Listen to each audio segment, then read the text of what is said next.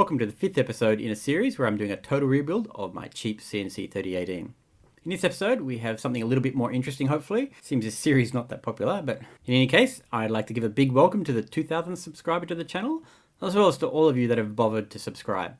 Even if 95% of you don't even watch my videos, it still helps the channel. As for the 4 of the 5% who actually got this far and are about to click off, well, thanks for clicking on the video, and hope to see you next time. And now for the remaining 50 people who are actually still watching this video, let's get into it. In this episode, I will be building some DIY end stop sensors, as you likely deduced from the title of the video. My aim was to implement a highly precise mechanism with, say, homing variations of less than hundredths of a millimeter. One of the key drivers of this project was that I found with my original implementation with the micro switches, seemed to have a lot of variation of up to around about maybe even 1 millimeter. And that in turn upsets my optical origin probe mechanism that I use with my PCBs sometimes. It's pretty much dependent that it should be well under a millimeter for that to work consistently anyway. Now I suspect I could have tweaked the way that I mechanically implemented the micro switches to get them a little bit more in spec. But instead, I chose to see if I could find a much more precise homing mechanism, something that I hope that could be more useful in a wider range of situations. I also had in mind that maybe I could even do away with my optical origin probe mechanism for PCBs and depend only on the machine homing. But after I actually gave it a little bit more thought, I realized that that's probably physically impossible.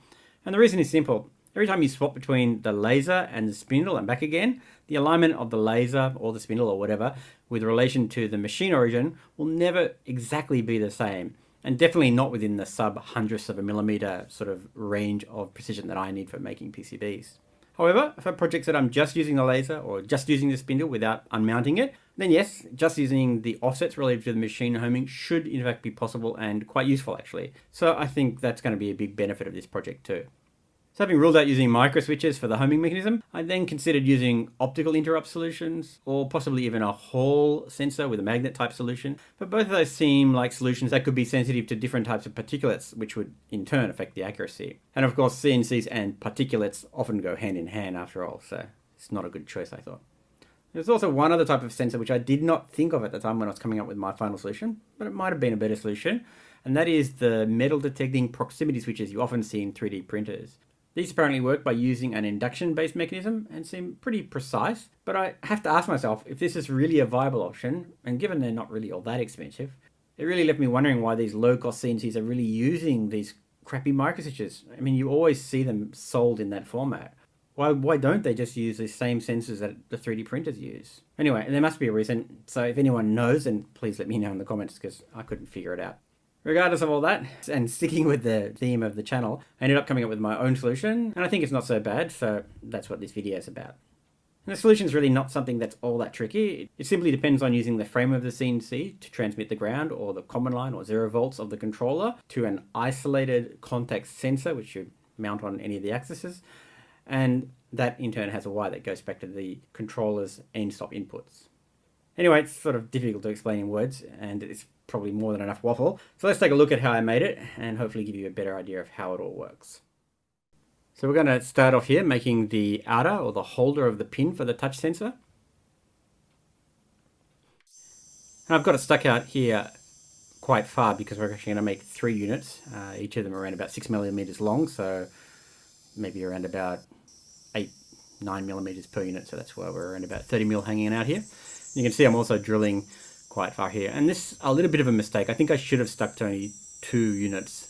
I ended up getting a bit of wandering on the drill bit at the extreme end of the drilling here because my drill bit is quite crap. So yeah. Anyway, they're not complicated. They're just simple spacer type looking devices. The only thing that is important is to have the internal size of the hole big enough to take the 4mm rod, which is going to be used to insert in there. And obviously I'm going to be using brass because, naturally they have a very lubricating effect when we're moving metal on metal, so it's a good choice in that regard. And there they are, they're looking pretty good, nothing complicated.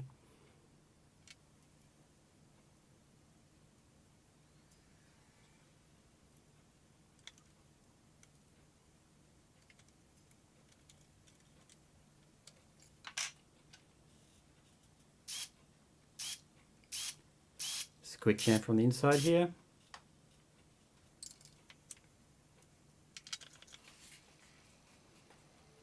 And this is the 4mm rod that I'm using, and you can see that they move quite freely. Doesn't matter if they have a little bit of play, but generally you want it to be as minimal as possible, but I think that's looking pretty good. Next up is the process of making the pins themselves. Now this is actually pretty tough because we have to make it out of very hard material. So I'm going to use a Dremel tool, and to do that I need to be able to mount it onto my mini lathe. So this is what I've made here. And you can see I've actually just strengthened the screw spots there with a spreader plate there. And it just goes on. It's a pretty good fit actually. It just goes on like that, and it's pretty tight. A washer on the handle, and yeah, I think that's going to work good. So I first tried making it with an abrasive type wheel. I've seen other people doing these types of things too, and I tell you what, I really found the Dremel tool to be totally gutless. It's really very, very hard work trying to get this to cut. I mean, this material is so hard. I was really surprised.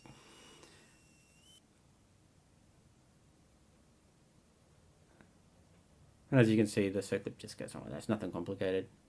And I need to have one more circlip at the other end to retain it.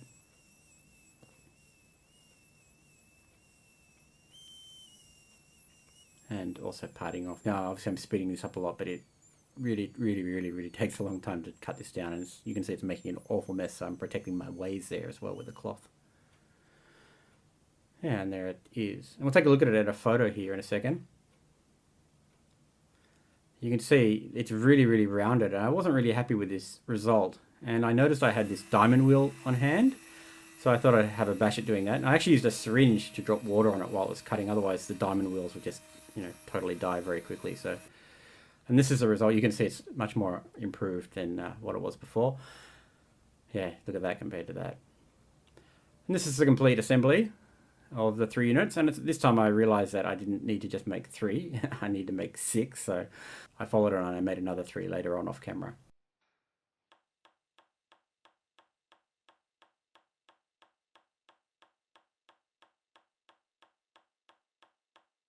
So that's pretty much everything for the precision homing system that is required. And if we take a look at the old micro stitches that I was using before, they had these big levers here, and we have a bolt which I would mount on the CNC, and that would come and contact with that and push that lever. Yeah, just like that. So anyway, garbage. Let's get rid of that. And the new one, it's actually going to be just a physical contact with metal to metal. Just come in and touch. So we need to have a bit of play in the system, otherwise it's going to damage the bracket that's holding it, which is why I'm using the springs here, as you can see. So it'll have this type of screw that I'm using, or bolt, with a very sharp edge, and it will come in and touch the surface, usually on the first time, homing fast, and then on the second one, we'll come in slowly and get the precise contact position. So the spring's pretty important.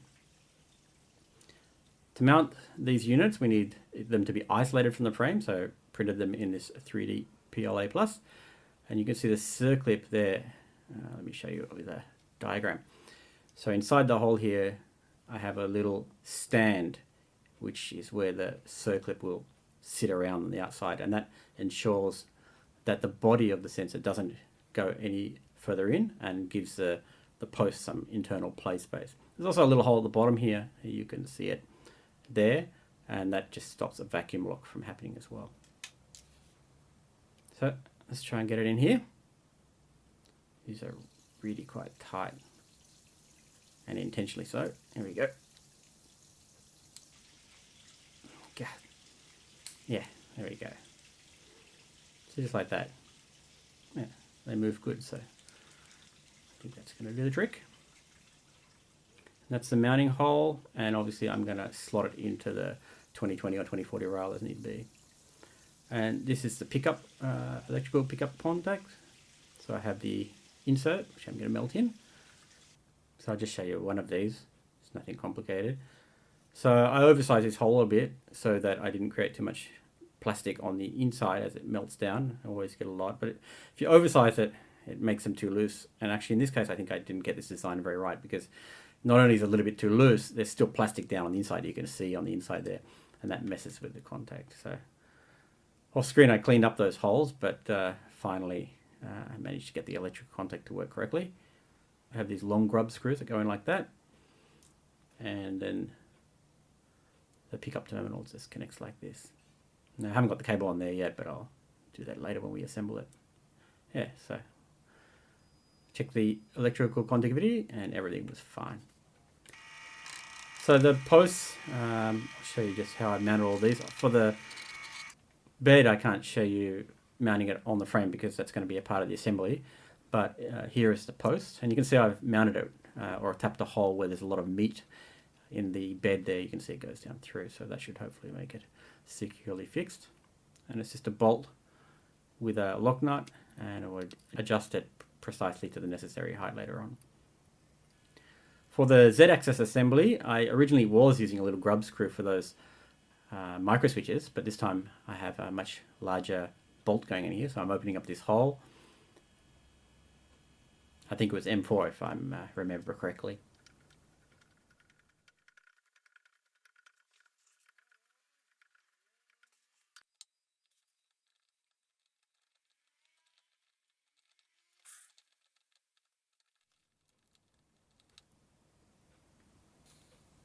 So yeah, at least 2 stages here to tap the hole and finish it out to the bottom.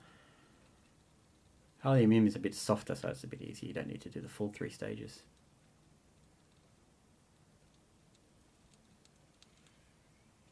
And pretty much the same as the bed. Put it in and we'll adjust the height later.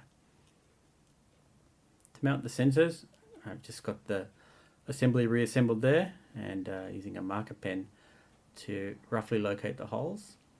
Now the design of the Z-axis assembly sensor holders have a little bit of play. I think it's from about 2 or 3 millimeters that I can move them up or down to get some adjustability. So it's not that critical, but it should be at least within a couple of millimeters where I mount these or where I drill these holes.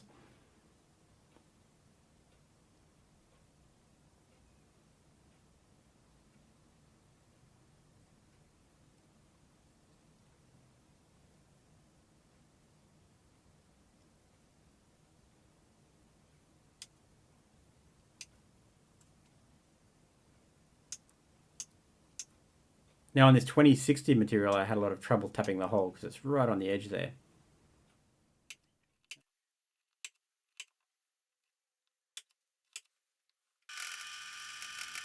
And again, I have to disassemble everything so that we can drill and tap the M4 holes.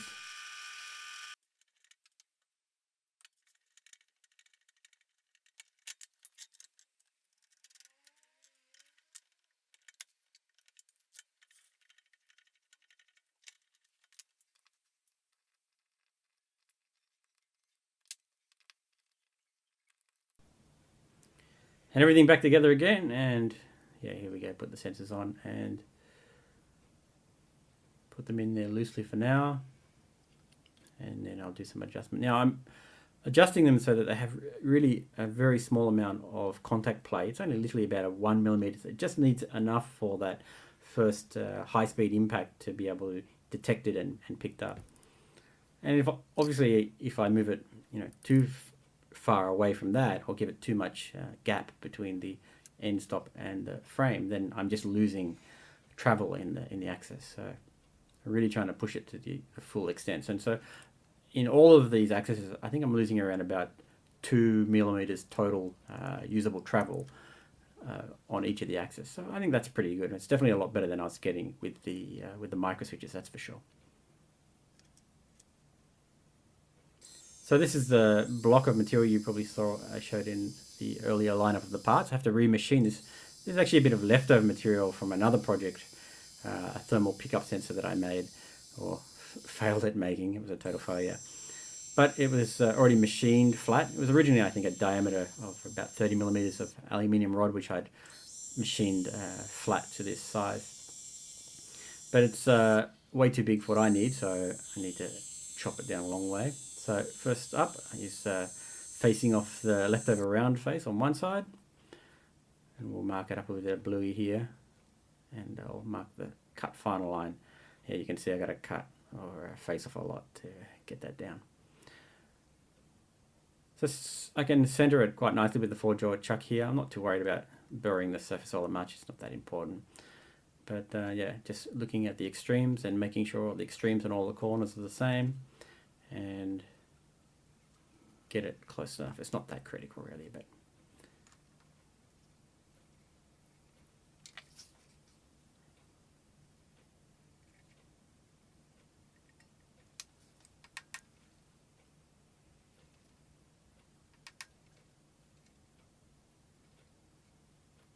yeah, a lot of fiddling around with this, but finally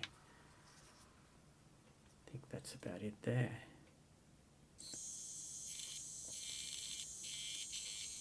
And you can see that line has a long way to go. And as it's such thin and so much thicker, I can't really cut a lot in each run with this interrupted cut, otherwise it'll probably upset it.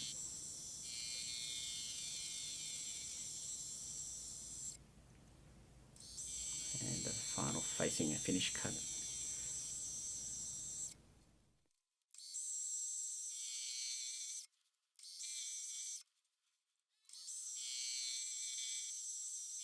So what I'm doing here is I'm just getting rid of that drill or bolt hole which was left over, but I'm also reducing the size or the depth at the extremities so that I can use a bolt this block onto the base of the Z-axis assembly.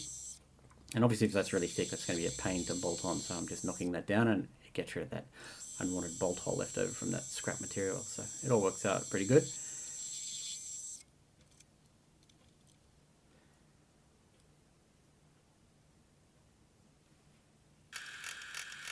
So I've got to open up 3 holes. The center hole is for mounting the bolt for the sensor, and the extremity holes are for mounting this block onto that Z-axis assembly.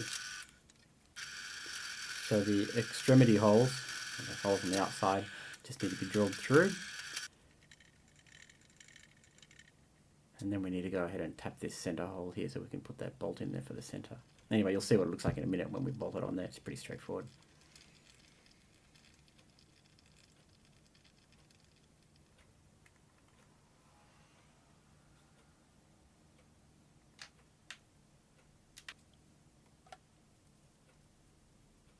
Get rid of some of this bluing garbage. Here we go.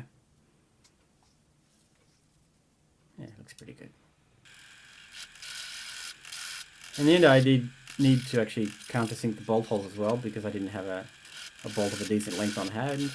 And it's probably good to get the bolt heads out of the way anyway, so just inset those holes a little bit.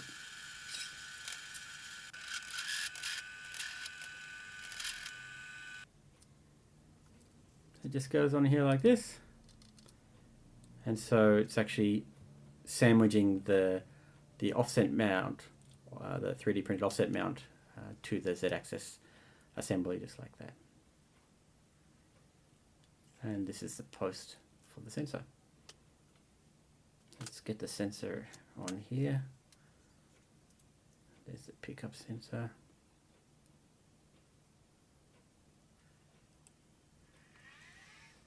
And these are really easy to adjust. We can just slide it along the 2020 rail there. And same with the Z-axis. We need to have the distance, so we're losing around about a millimeter to travel for the impact. So we need to push that in a bit further, just so it touches.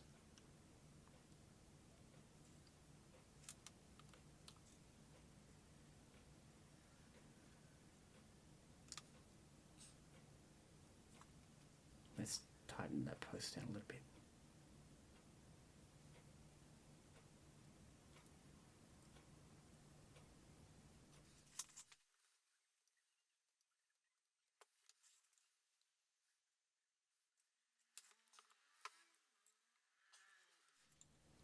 You can see it's just got that tiny little bit of play there. Yeah, 1 millimeter, that should be enough. Lock it in. And the other side is exactly the same, so this is me just tightening it down. So you can see how it travels. Bit of contact there.